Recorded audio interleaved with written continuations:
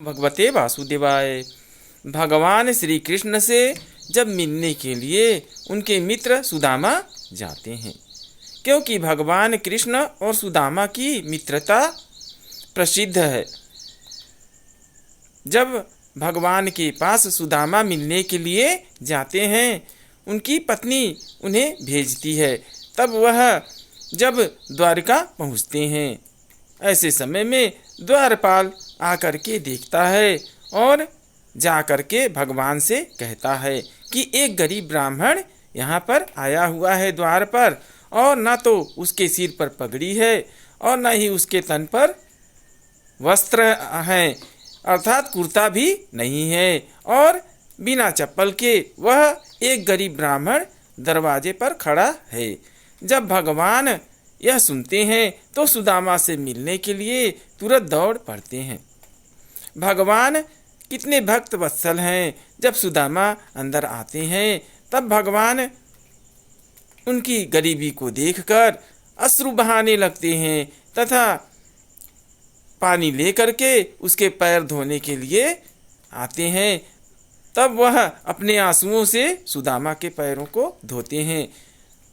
और ऐसा कहा जाता है कि भगवान इतने करुणा निधान हैं कि वे उसकी गरीबी को देखकर, उसकी दरिद्रता को देखकर रोने लगते हैं तथा उससे कहते हैं कि हे सुदामा, हे मित्र सुदामा, क्या कुछ उपहार भाभी ने मेरे लिए भेजा है?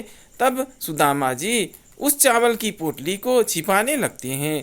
तब भगवान कहते हैं कि तुम्हारी यह आदत अभी तक नहीं गई।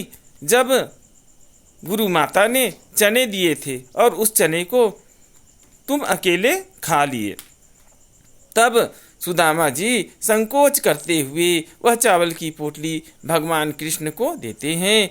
इस तरह से भगवान उसे बड़े ही प्रेम से उस चावल को खाते हैं। इस तरह से जब सुदामा को बहुत ही वे मनाते हैं और बहुत ही सेवा भाव से आदर सत्कार करते हैं, परंतु जब सुदामा विदा होने लगते हैं तब वे सोचते हैं कि कृष्ण भी कैसे हैं, घर घर मक्खन चुरा कर खाने वाले से हम क्या आशा कर सकते हैं। उन्होंने बहुत आवा भगत की, परंतु उन्होंने मुझे कुछ भी नहीं दिया। इस तरह से विचार करते हुए वे घर की ओर लौटते हैं।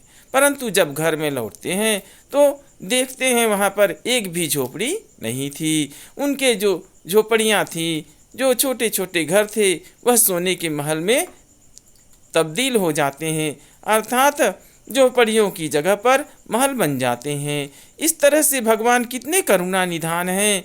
उन्होंने सुदामा को झोपड़ी की जगह सोने के महल दे दिए, अर्थात सुदामा यह जान भी नहीं पाए कि भगवान कैसी लीला कर सकते हैं, अर्थात भगवान की लीला अपरंपार है। सुदामा जब जाते हैं अपने गांव में तो न तो उनकी झोपड़ी दिखाई पड़ती है और न ही छोटे छोटे घर। इस तरह से उन्हें भ्रम होता है कि मैं फिर से द्वारका में तो नहीं आ गया। इस तरह से भगवान कितनी श्रेष्ठ लीलाएं करते हैं और भक्त कुछ जान भी नहीं पाते।